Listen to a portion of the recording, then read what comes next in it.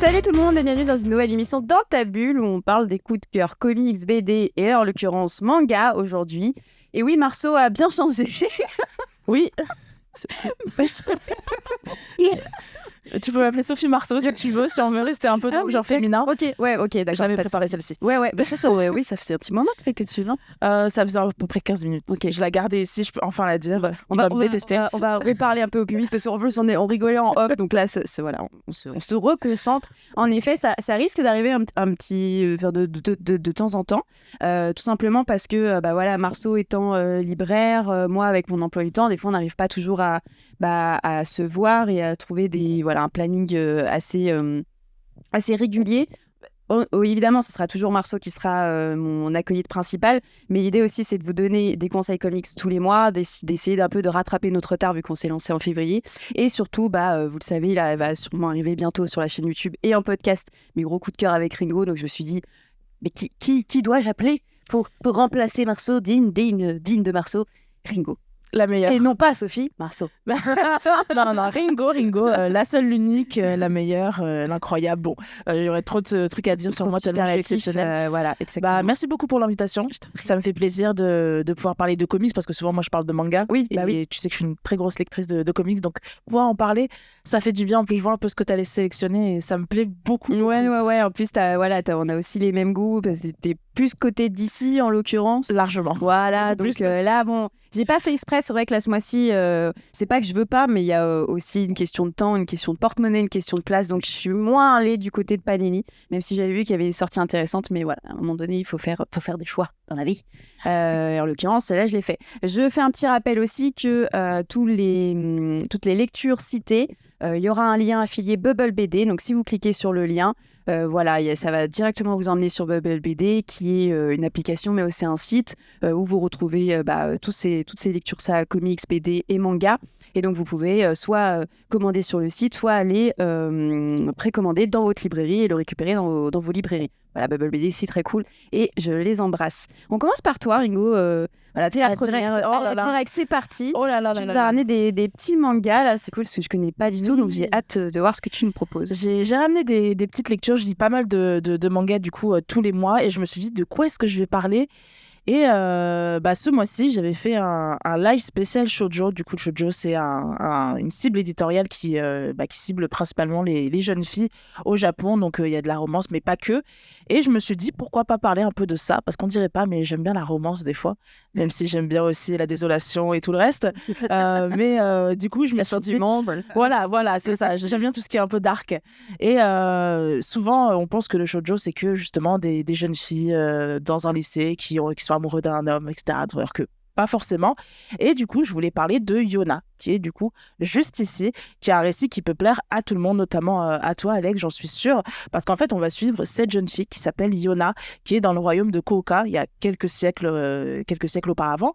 Et en fait, ce qui va se passer, c'est que cette jeune fille, c'est une princesse, du coup, elle est choyée, son père, il la pouponne comme pas permis. Sauf qu'un jour, son père va se faire assassiner par quelqu'un devant ses yeux et elle va comprendre que, en fait, elle n'a pas d'autre choix que de devoir fuir son royaume qui va être pris par une personne qu'elle connaît très très bien d'ailleurs. Donc il y a une histoire déjà de trahison dedans, donc ça fait plaisir un peu. On aime quand les choses se passent mal. Et ce sera pas une vraie. Oui, voilà, exactement. Et du coup, ce qui va se passer, c'est qu'elle va fuir avec son ami d'enfance et son garde du corps qui s'appelle Ak, qui est mon personnage préféré au passage, qui est genre trop canon.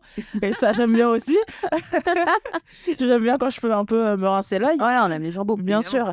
Et ce qui va se passer, c'est qu'elle va devoir du coup chercher les 4 dragons qui sont nés pour la protéger elle, mais qui ne le savent pas eux-mêmes. Enfin, c'est un peu étrange. Donc on part sur une quête. C'est ça. Okay. C'est une grande épopée en fait. Okay. Et elle va aller du coup chercher ces 4 dragons-là et d'autres alliés aussi pour pouvoir récupérer son trône.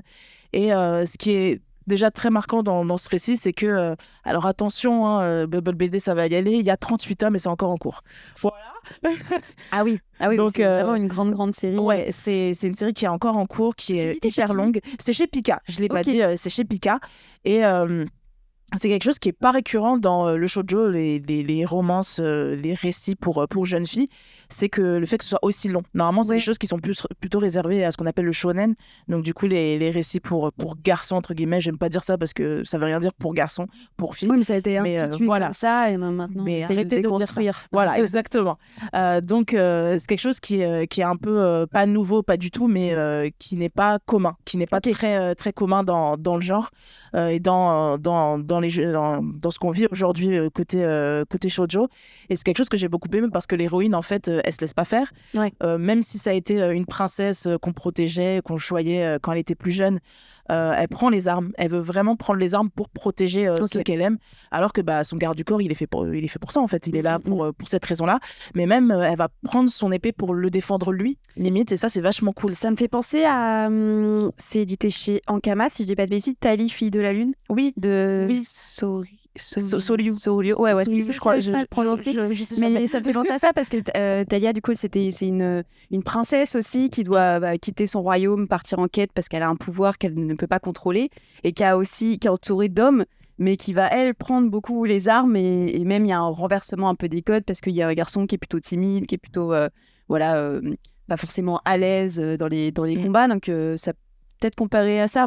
Talia fait de la lune, c'est 3 tomes, je crois, donc c'est beaucoup plus petit, mais c'est vrai que ça, c'est princesse guerrière.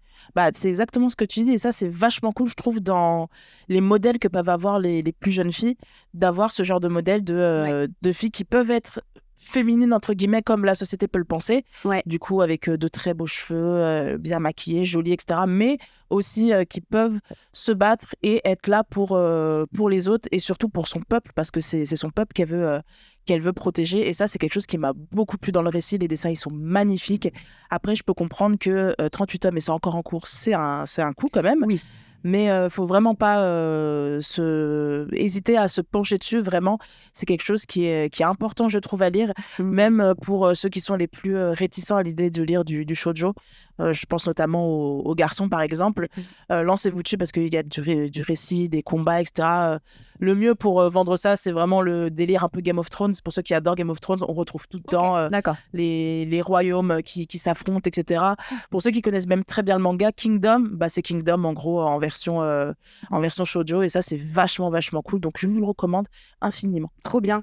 Et juste voilà, je confirme, du coup, c'est Tali, fille de la lune, c'est édité chez Ankama et c'est Soria. Qui scénarise, garçon adorable.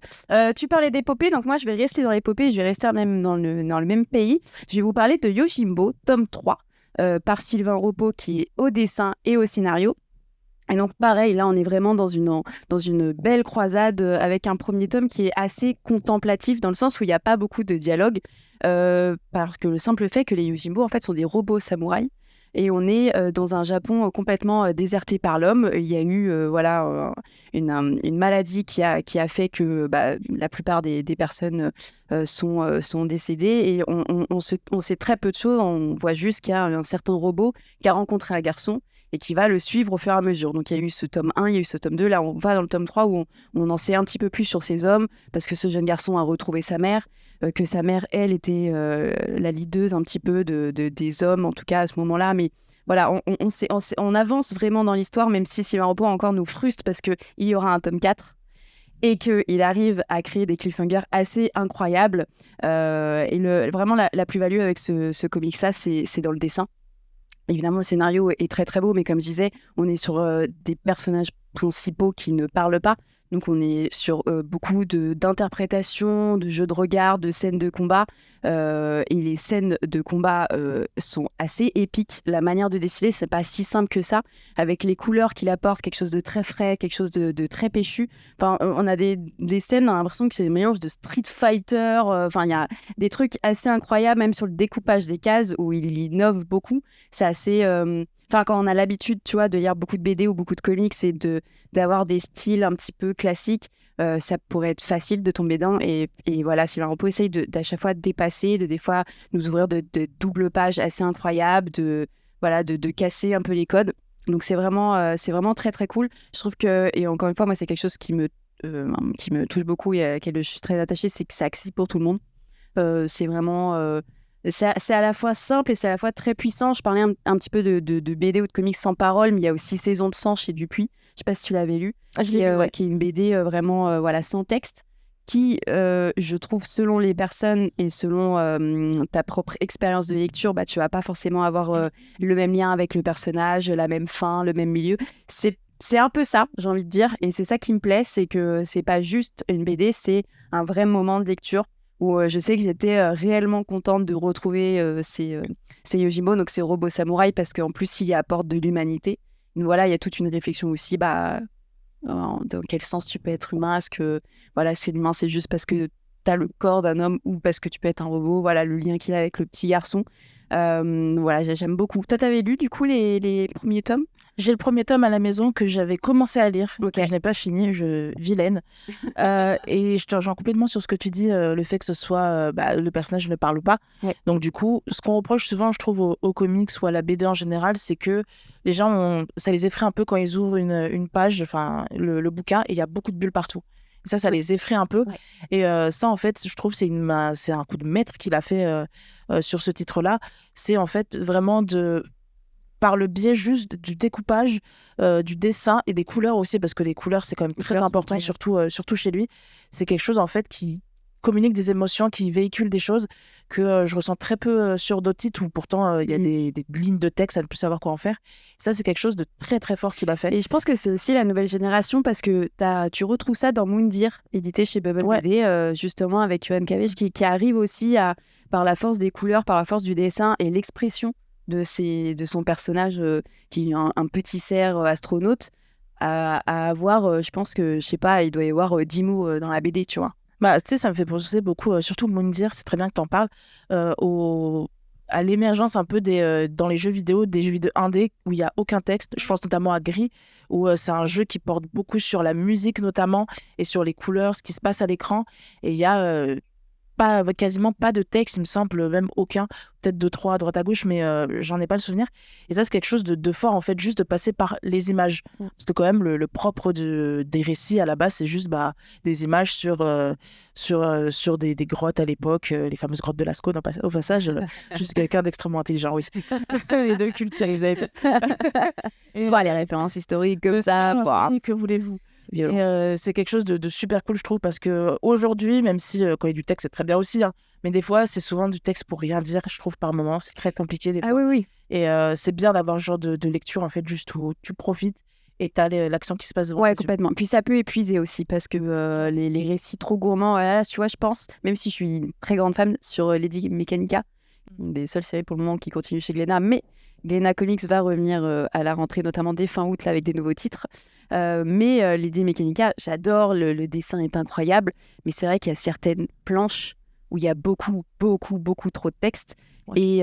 Et même moi, en fait, je suis obligée de faire une pause parce que c'est trop dur. Et comme tu dis, si vraiment j'ai envie de voir beaucoup de texte, bah moi, étant lectrice de romans, je vais me prendre un roman, tu vois. Bah, c'est Il y a un biais aussi à vouloir à un moment donné me poser. Je parlais d'expérience. Voilà, là, je savais que j'allais en prendre plein les rétines. Voilà, il y a eu ce truc où, avec certains titres, avec beaucoup de textes, on en parlait avec Batman Legend notamment sur comment tu lis des comics. Bah, quand il y a trop de texte, tu fais même plus attention au dessin. Alors que tu as quand même un artiste derrière qui a passé tellement de temps, même pas juste sur le premier plan que tu regardes, mais les détails derrière, c'est un peu dommage, quoi. Ouais. Hop, et du coup, on continue avec toi pour ton second conseil manga. Bah, c'est parfait qu'on parle justement du fait d'avoir trop de texte, de pouvoir profiter du dessin, parce que les liens du sang, Shuzo Ishimi, même l'auteur en général, c'est quelque chose auquel il accorde beaucoup d'importance. C'est un auteur, je vais pas dire mon auteur préféré parce que c'est Urasawa, mais sans doute celui qui fait les thématiques que je préfère. Il y en a plusieurs, mais en gros, ces thématiques tournent autour du fait que l'être humain est une sombre merde. Ce que je pense... Ce qui n'est pas trop faux. Ce n'est pas faux à mes yeux. À part nous. Mais non, on est exceptionnels en même temps. Mais on n'est pas des êtres humains, on est des déesses. Donc forcément. Et du coup, Shuzo Ishimi, il parle beaucoup de ça dans ses œuvres, notamment dans les liens du sang, celui qui est là, ou même les fleurs du mal, Happiness et plein d'autres. Oui, Baudelaire. Il est fan en plus de Baudelaire. Donc, déjà, le mec, il est complètement ravagé, forcément. Et les liens du sang, de quoi ça parle? Là, c'est le tome 13 du coup qui vient de sortir, c'est chez Kiun. Et en fait, on va suivre le quotidien de Seiichi. C'est un jeune garçon, il est collégien, il me semble, ou lycéen, je sais plus. Et voilà, il a une vie classique, il a des amis, bon, encore pas beaucoup parce que c'est quelqu'un de très introverti. Il commence à flasher un peu sur une fille de sa classe, etc. Donc voilà, le collégien tout à fait normal. Sauf que en fait, il a une maman qui est beaucoup trop protectrice. C'est une maman portugaise? Je connais. Elle est peut-être portugaise. Ah putain. Elle le couvre beaucoup trop, mais à un point où ça en devient très malsain en fait, et très très toxique. Parce qu'au début, il voyait pas trop de problème à ça en fait, et au fur et à mesure, il va se rendre compte qu'en fait, elle l'étouffe très Ça clairement. l'empêche de grandir. Ouais, c'est Ouais. ça, exactement. Jusqu'au jour où en fait, il va aller faire un pique-nique avec ses parents, sa tante, son oncle et son cousin. Et voilà, ils font leur petit pique-nique, etc. Il va aller jouer avec son cousin d'une falaise. N'allez pas jouer près des falaises, très mauvaise idée déjà. Et il y a sa mère qui va débarquer et qui va pousser son cousin. Voilà. Donc déjà, le récit commence comme ça et on se dit « Ah, bonne ambiance, tiens !» Et en fait, il va devoir garder ce secret pour protéger sa mère. Mais en fait, en même temps, il va y avoir plein d'autres trucs. Il va se rapprocher de cette fameuse fille, mais sa mère va l'en empêcher, mais de façon très malsaine, en fait. Elle va retrouver des caleçons où oui, Ok. voilà. Ouais. Bip, bip, bip, bip, bip. Bip. Il y a la régie derrière qui rigole là. Où il a sorti son lait et voilà, elle va lui ressortir ça, enfin vraiment il va y avoir de l'humiliation limite envers lui, de le faire se sentir mal, vraiment c'est le genre de parent, de mère qui va humilier son fils, va le faire se sentir mal, va l'empêcher d'avoir des relations avec d'autres pour pouvoir le garder pour elle. Ouais. Donc on pourrait penser un voilà, maximum. on pourrait penser qu'elle l'aime à un point incroyable, mais en fait, elle en a rien à carrer de lui. Donc, c'est très étrange comme relation qu'ils ont tous les deux.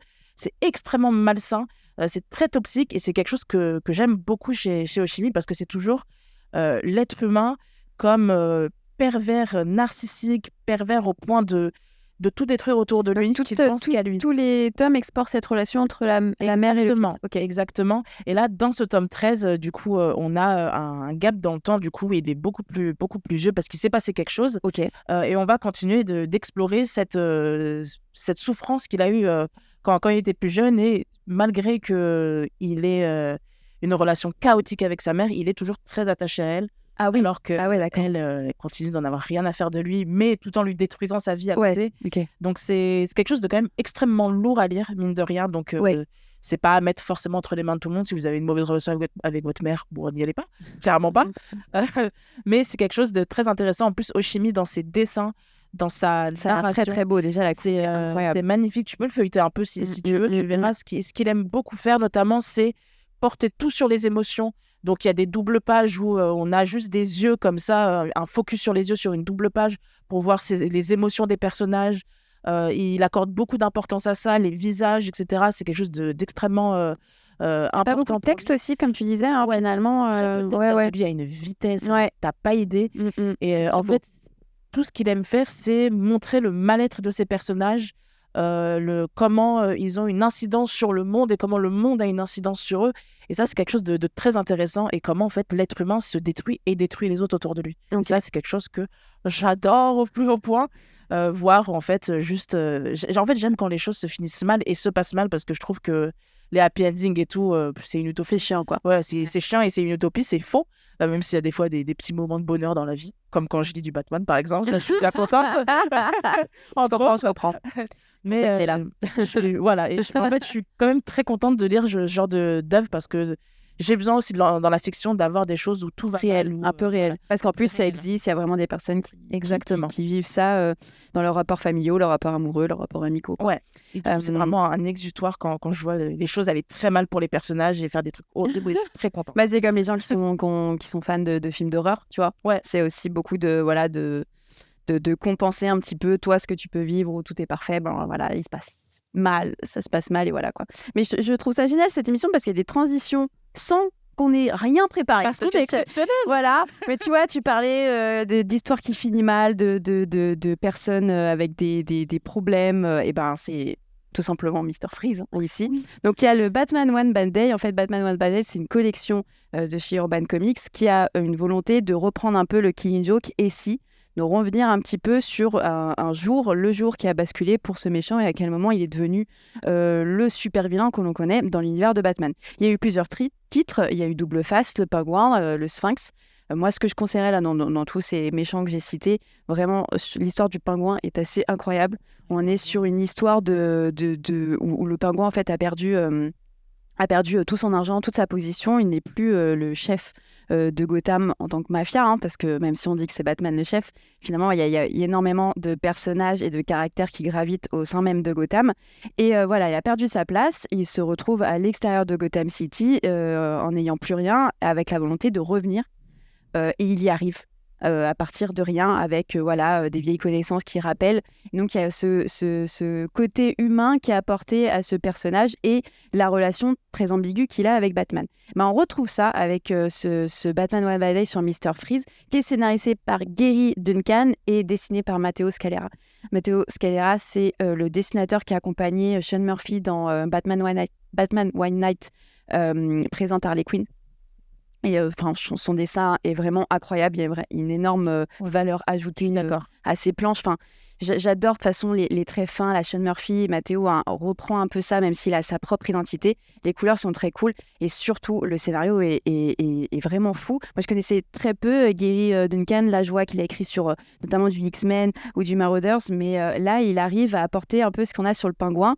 Revenir sur Mr. Freeze et sa relation avec Nora. Donc la volonté, l'obsession même, je dirais, de sauver sa femme jusqu'à détruire le reste de Gotham où plus rien n'apparaît. Et là, la chose qui change par rapport, j'ai l'impression, à d'autres récits ou bien évidemment à la série animée Batman TAS 1992 sur d'excellents épisodes qui explorent vraiment le côté émotionnel, c'est que là, il y a Batman et Robin, le Robin de Dick Grayson.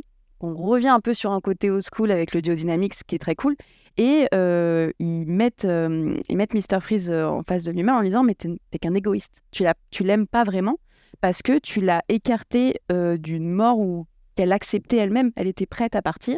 On comprend aussi qu'elle gravite aussi avec des amis où elle avait en tout cas une vie sociale. Lui, de plus en plus, vu qu'il était obsédé par le fait de rechercher un remède à sa femme, il ne sortait plus et elle continuait à avoir ces amis-là.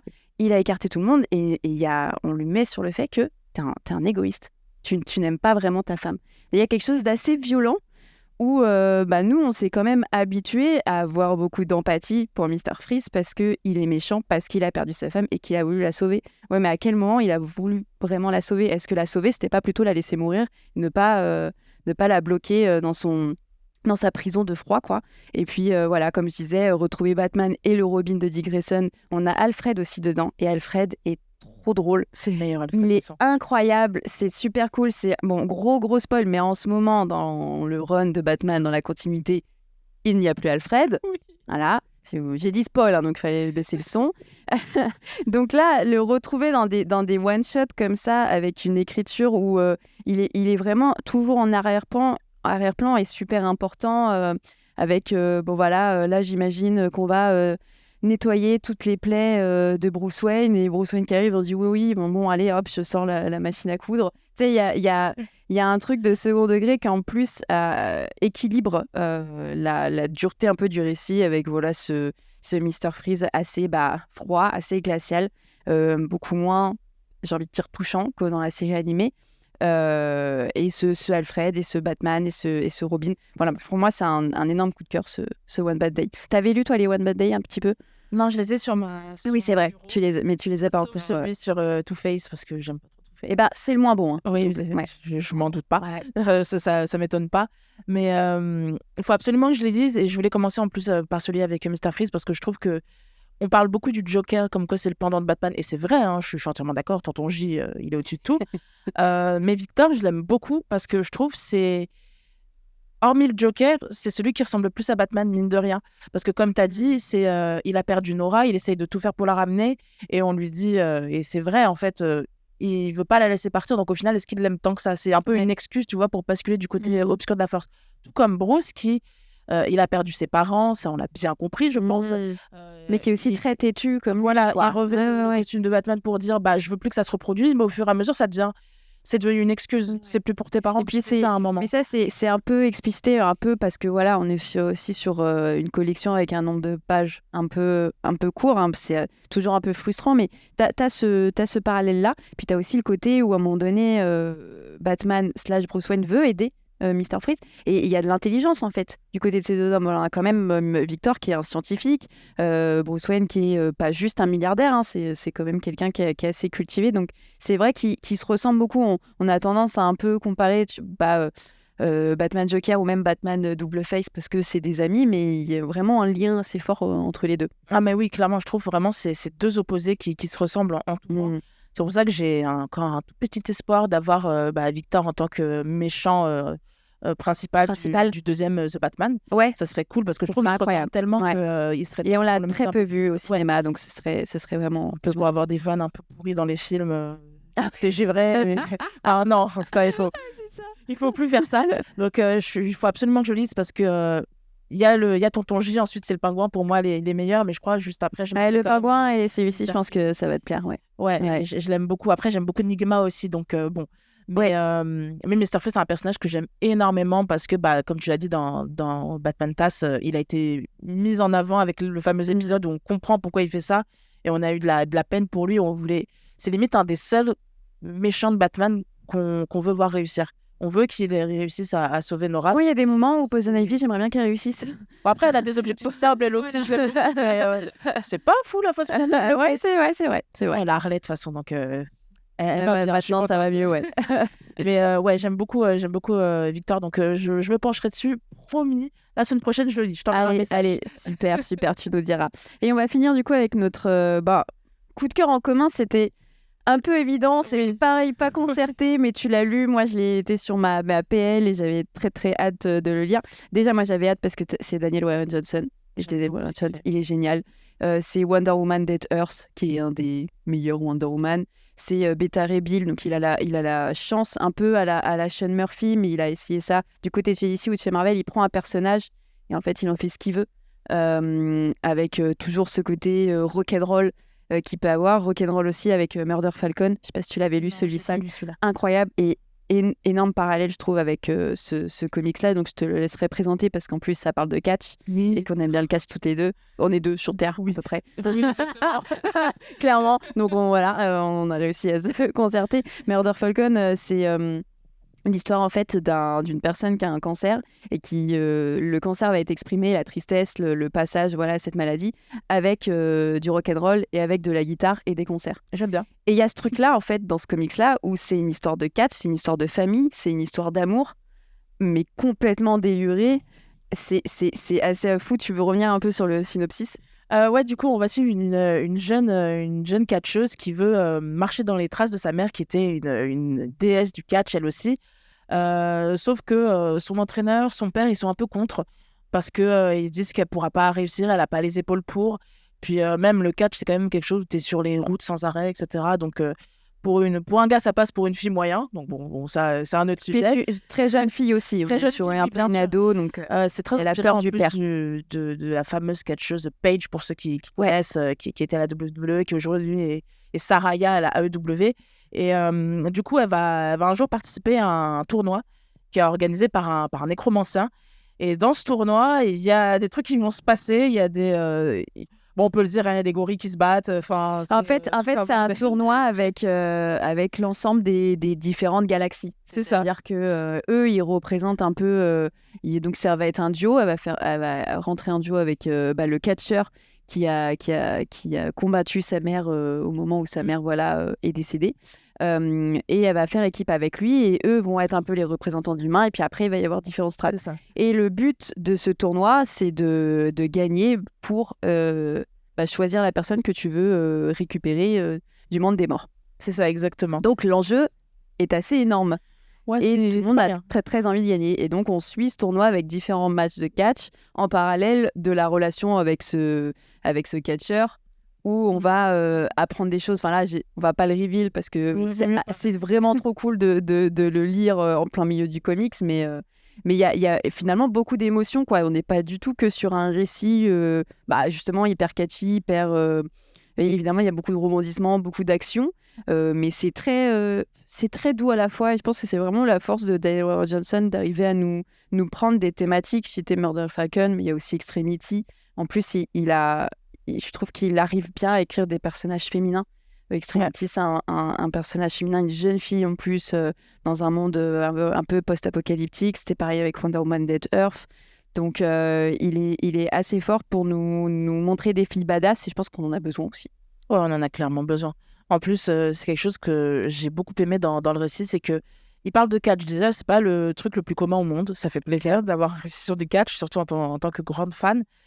Et en plus, il se dit, il va pas aller dans la facilité, il va faire un récit sur une catcheuse. Ça, c'est encore plus compliqué à faire parce que, pour ceux qui ne le savent pas, les catcheuses dans le monde du catch, bon, ça n'a pas toujours été simple pour elles. Pour parler de la WWE, qui est la plus grande compagnie de catch au monde, il y a de cela encore 10 ans, 15 ans, on leur demandait juste de venir en bikini sur le ring et de poser. Ce qui était vraiment pas ouf. C'était même pas des vraies catcheuses qui étaient là, c'était des playmates, des mannequins qui on apprenait à faire une roue et ça y est, elles allaient faire Et du puis catch. les matchs n'étaient pas du tout aussi violents, enfin c'était pas du tout des matchs de niveau qu'on pouvait avoir chez les hommes, et donc évidemment le public ne répondait pas, mais parce que c'était pas du tout divertissant, c'est le but du catch, c'est du divertissement aussi, quoi. Et après, bon, aux États-Unis, c'est un peu des rednecks qui veulent juste voir des nanas en soutif, etc. Bon, ça, c'est un autre sujet encore. Mais moi, j'ai beaucoup aimé, du coup, qu'on se concentre sur une fille qui est pas là pour montrer ses atouts, pour ceci, pour cela. En fait, elle a un objectif, elle veut être une grande catcheuse comme sa mère et elle lâchera rien, en fait. Ouais. Et c'est cool d'avoir des moments où, parce qu'en plus, le dessin de Daniel Warren Johnson, il est vraiment hyper dur, je trouve. Ouais. Il essaye pas de faire une fille toute jolie, des personnages avec des traits fins, etc. Il y va, il a des traits très durs, un peu grotesques par moments. Ça, c'est vachement cool parce que quand il y a des scènes d'action, quand elle va faire des bumps, elle va sauter à l'extérieur du ring, etc., elle va se prendre des coups.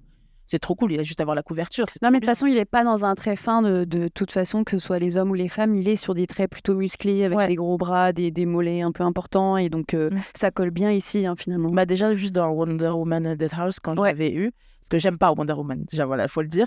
Mais j'étais surprise d'apprécier parce qu'en fait, il cassait tout ce que je n'aimais pas chez Diana. C'est la femme très jolie, la déesse grecque, etc. Ça me fait de voir. Et ça, c'est vachement cool. Et puis en plus, en tant que fan de catch, tout ce dont il parle dedans, les références qu'il y a des trucs sur la NJPW. Ouais, c'est trop bien. Quand tu connais, t'es vraiment content. Mais il fait ça aussi avec Beta Ray Bill, parce que moi, du coup, je suis moins fan de Thor dans les comics. Et donc, Beta Ray Bill récupère en fait le marteau de Thor. Voilà, il fait partie aussi de toute cette mythologie-là. Et il en fait quelque chose d'hyper badass. Tu sais, une personne qui intériorise beaucoup ses émotions, qui est pas du tout hyper divin, qui est mal dans sa peau parce qu'il est transformé en une sorte de dinosaure. En fait, ce mec-là, voilà, il y a une sorte je crois que de malédiction, un problème comme ça. Et donc, il arrive à ressortir des choses hyper dures dans des personnages plutôt lisses. Ok. Donc, ouais, non, franchement, t'aimerais beaucoup. Si t'as aimé Wonder Woman Dead Earth, c'est dans la même veine. Enfin, là, en fait, sur Daniel Warren Johnson, je suis dans une démarche un peu comme à la chaîne Murphy ou Ed Brubaker ou Warren Ellis. Non, pas Warren Ellis, Bendis. Je vais suivre tout ce qu'il va faire. Ouais, parce que j'aime trop, parce que c'est trop bien, parce que t'es rarement déçu. Et même si c'est pas du tout ce que t'attendais en termes de récit, tu vas prendre une claque au niveau du dessin. Enfin, tu vois, il y a des choses où tu peux être contenté. Et vraiment, c'est une étoile montante du comics, clairement. Ah bah moi, ça me donne envie de lire tout ce qu'il a fait ensuite, parce que j'en ai lu quelques-uns du coup, mais pas ceux dont tu parles. Et ça me donne envie en fait d'en lire plus, parce que je vois qu'il est très respectueux sur justement cette discipline qui est très moquée au final. Il a fait des recherches. Hein. Ouais, parce que même pour les prises, on en a parlé, mais il y a des prises de catch. Moi, j'ai revu des matchs dans ma tête, quoi. J'étais en mode, mais tellement bien. Mais en fait, c'est ça, parce qu'en fait, il n'a pas été insultant. Il est parti faire ses recherches, parce que très souvent, on est considérés comme des beaufs, nous, les fans de catch. Parce que, non, alors on est considérés comme, c'est pas du sport. Oui, voilà. Donc ta mère de Kimito, on veut pas la voir. Exactement. Et ça, c'est un peu relou, et ça fait du bien de voir quelqu'un qui vient et qui a fait ses recherches, qui est respectueux. Et en plus, tu vas pouvoir me back up dessus. J'avais un peu peur, mais déjà, j'étais pas au courant. C'est des comics à traduction. C'est exactement ce que j'allais te dire. Ouais. Si tu regardes cette vidéo, j'adore tout ce que tu fais. Tu es incroyable. Et elle veut te rencontrer, Cédric. J'organiserai une rencontre. Sache-le. Donc, je sais pas s'il est fan de catch ou si c'est juste beaucoup renseigné, parce que j'avais un peu peur, parce que c'est quand même un vocabulaire précis dans le catch. Et tout est très bien traduit. Non, il a beaucoup bossé, ouais. Et bah tu fais un travail incroyable. Voilà.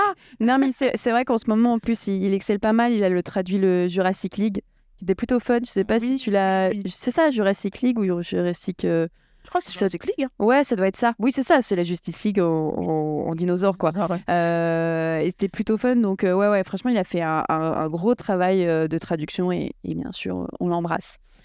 Mais je pense qu'on a fait le tour. Oui, ça, c'est très cool cette émission. Hein. Je pense qu'on aurait pu continuer. Ah, trop bien! J'ai l'impression c'est fini. Hein. Moi, Oh là là, il s'est fait éjecter. En plus, il est pas au courant, quoi. je vais l'apprendre.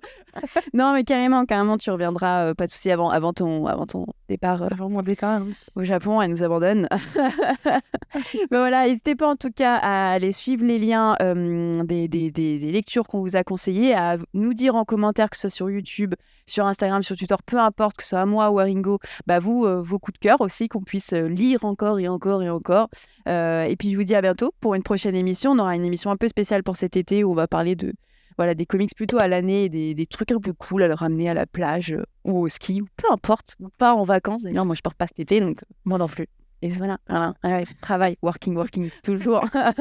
Voilà, on vous dit à bientôt et merci beaucoup.